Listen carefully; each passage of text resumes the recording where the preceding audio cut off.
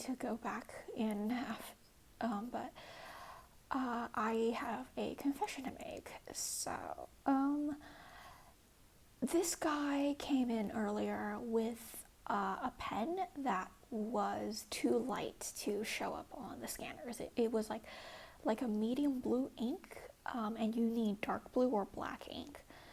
And I knew that when I looked at the pen because, it was a extremely like pale blue pen. I've seen these pens before.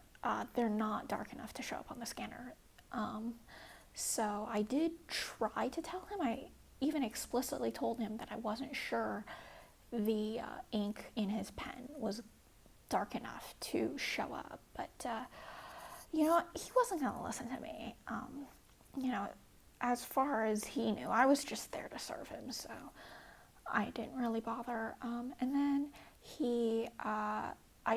I also offered him one of our markers, so it wasn't like I tried twice, okay, to get him to realize that his pen was not going to show up. But then, as soon as I offered him the pen, he was like, "Oh, well, I'm using like as soon as I offered him the marker, he was like, "Oh, well, I'm just using the pen that was recommended on the Secretary of State website." And it's like, dude, you realize that the Secretary of State is the person who like set the budget for us to buy all of these markers, who set like the standard of how these ballots need to be marked, right? And this guy, he even held up the marker to his son and said like, "Oh, be careful of people like me, because this, holding up the marker, this is how they cheat you out of your vote." And it's like, my dude, I couldn't even actually say anything to defend myself because, like, first of all, I am the person following the law here. You're just an idiot. But, like, if I said anything, if I made his son stop swallowing his poison, he's the kind of person who would stop seeing his son as a person. Like, he didn't see me as a person, clearly.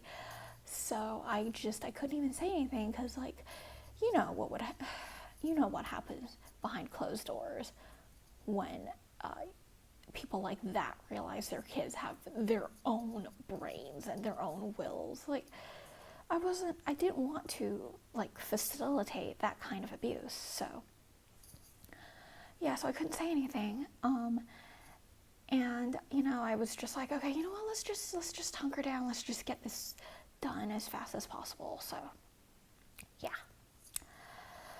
Oh my God. Some people. Okay, I gotta go. Bye. I forgot to mention. So a couple days ago, so you know how I have these. I'm not wearing them right now, but I have these TARDIS earrings from Doctor Who. So this woman comes in and she tells me like, "Oh, hey, yeah." And she starts talking about like British politics, and she mentions like how bad things have gotten over there, which yeah, it has, because they've gone through like prime ministers more often than I change my socks.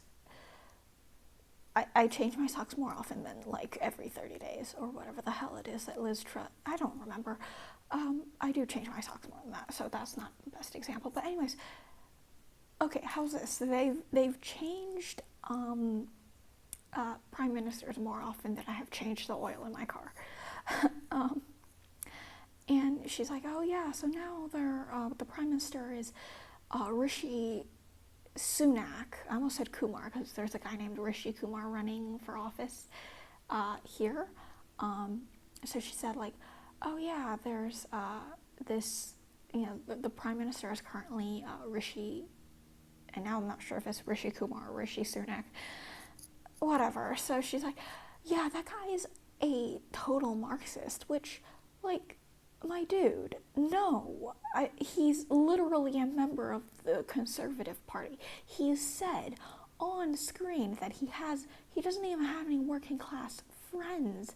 Like, it's so freaking obvious that you only think he's a Marxist because he's brown. And it really does drive into, like, it really just makes the hypocrisy of people of conservatives of color, because like you realize these people are never gonna accept you, right? Like, oh Jesus, I don't even know where to begin with people like that. Like, I can't